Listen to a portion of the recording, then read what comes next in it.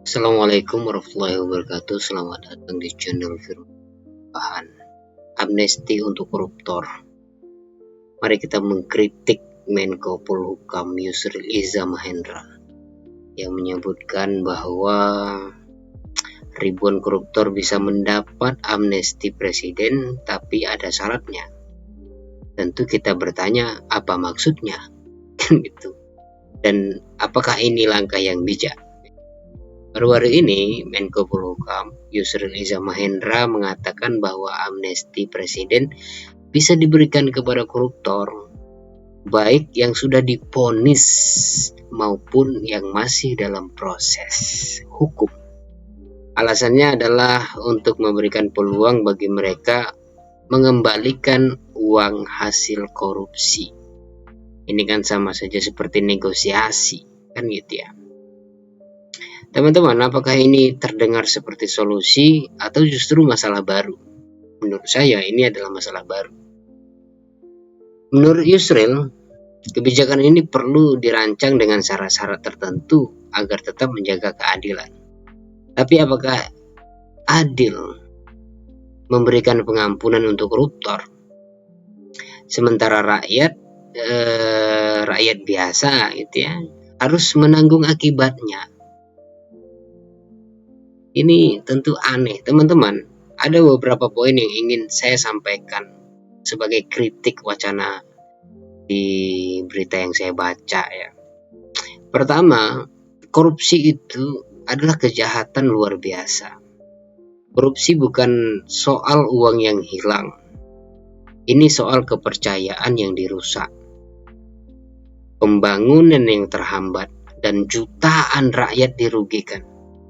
Memberikan pengampunan atau amnesti pada koruptor seolah menganggap kejahatan korupsi ini sama dengan pelanggaran hukum biasa. Padahal korupsi merusak sistem kita dari akarnya. Yang kedua, saya ingin melihat dari dimensi moralitas dan keadilan, bagaimana dengan rasa keadilan masyarakat. Kalau koruptor bisa mendapat pengampunan, apakah ini berarti hukum hanya tajam ke bawah dan tumpul ke atas? Itu kalimat yang sering disampaikan oleh politisi kalau berdebat di TV. Apakah ini berarti hukum itu seperti itu? Bagaimana dengan rakyat kecil yang dihukum berat karena pelanggaran ringan? Amnesti ini bisa memperburuk kepercayaan kita terhadap hukum. Yang ketiga, resiko impunitas. Memberikan amnesti bisa dianggap sebagai sinyal bahwa korupsi adalah kejahatan yang bisa dinegosiasikan. Ini membuka peluang bagi pelaku korupsi baru atau calon-calon koruptor yang lain, karena mereka tidak akan takut lagi dengan konsekuensi hukum. Toh, dengan mengembalikan uang mereka dapat pengampunan. Oke, tapi kalau tujuannya adalah mengembalikan uang negara, adakah cara yang lebih adil? Menurut saya, perlu pertama restoratif justice yang tegas.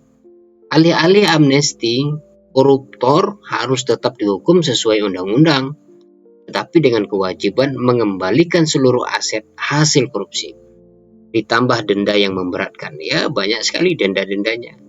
Mungkin pajak mereka bisa dinaikkan menjadi 15% gitu. Itu mungkin salah satu punishment. Bukan uang rakyat, bukan pajak rakyat yang dinaikkan menjadi 12% kan gitu. Selanjutnya, meningkatkan sistem pencegahan.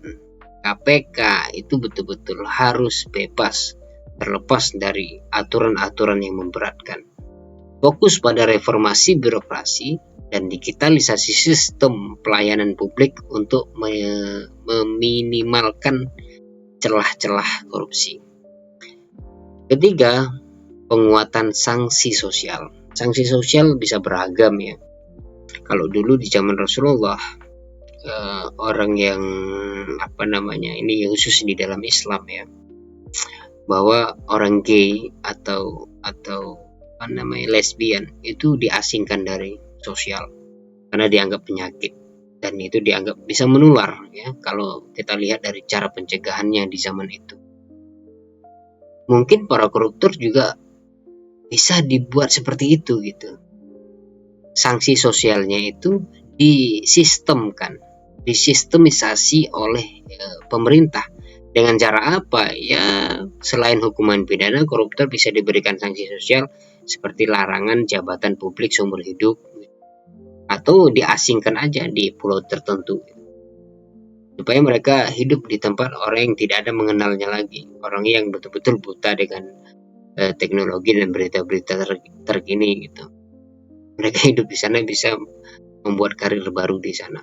Kalau mereka dikorupsi lagi di sana, ya mungkin mereka dapat sanksi yang lain dengan hukum-hukum setempat gitu ya.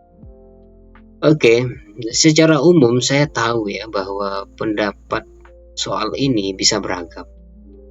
Ada yang setuju dengan alasan efisiensi, tapi banyak juga yang menolak karena masalah keadilan.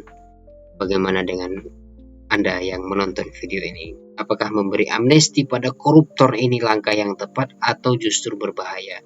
Atau justru menimbulkan masalah baru ya? Tulis pendapat Anda di kolom komentar. Kalau kamu setuju dengan hukum harus adil untuk semua, jangan lupa like, komen, dan subscribe video ini. Terima kasih. Wassalamualaikum warahmatullahi wabarakatuh.